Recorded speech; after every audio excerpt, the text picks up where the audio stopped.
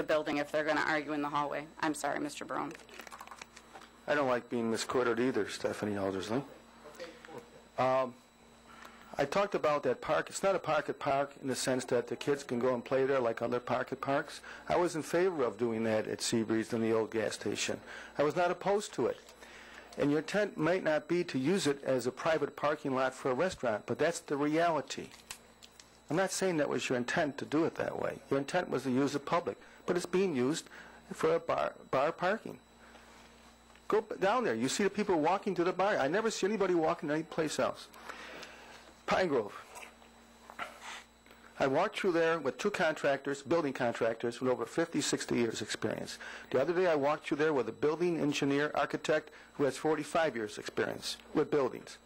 My experience is 10 years as a superintendent of buildings and grounds and business manager of both a public school system and a private school system. Every day I was making decisions on buildings. Please, somebody go there and redirect the downspouts from the gutters away from the building. It's pumping water into the building side.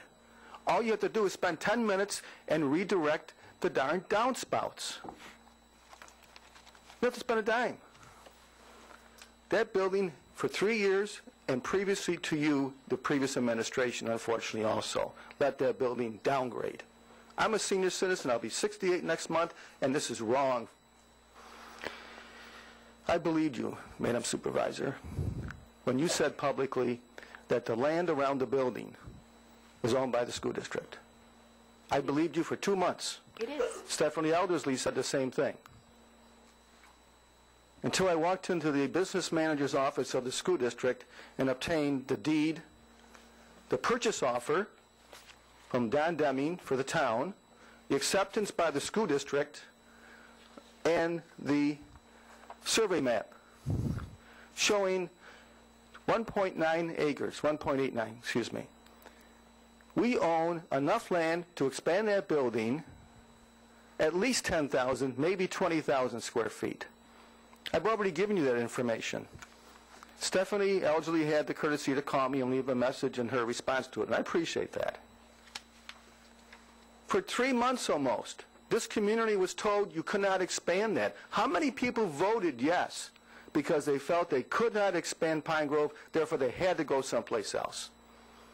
And your letter to all the absentee voters was wrong. You used your position as a supervisor and your knowledge of who had absentee votes to send them a personal letter at your expense, telling them how to vote. I didn't tell them how to vote. Yes, you did. You said support that project. And to support a project means to vote yes, of course. So please, check it out. You never checked it out. There's rumors about what Pinegrove was, and you accepted those rumors. Now, some people have said there's a reverter clause for Pinegrove. If it's not used for a public purpose, when I was a councilman, it was said at that time. If it's not used for a public purpose, it reverts back to the school district. No. Guess what? It doesn't. But that was the rumor. I didn't say you said it. I didn't say you said it. But that was the rumor way back when I was a councilman, way back in the 80s. But you misled the people, and I'm not saying intentionally. Some people believe you intentionally misled them. I don't agree with that. I don't think you would have done something that audacious. But you didn't check out your facts before you told this community something. And that bothers me. So you can expand Pinegrove. The parking problem has not been a problem there according to a neighbor who lives across the street. The problem is because of the soccer kids. That's the school district's problem, not the senior center problem. That problem will exist whether you're there or not as a senior center. So don't use that as an excuse that you can't use that site. And there is space to expand the parking itself. To what extent is another question. We can argue about that later. But I've asked you personally, when we met a few days ago, let's have a citizens committee. After we get the engineer's report, after we have the information in, let's have the public input like you had before 2 years ago. That was wonderful that you did that. All that public input when you're talking about the libraries and the community center at Kings Park, that was good government. Now, all of a sudden, we have this shoved down our throats, and of course the people rose up and said no.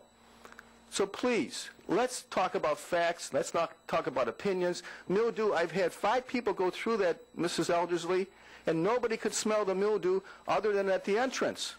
So maybe it's a good thing we're going to get an air quality thing, analysis.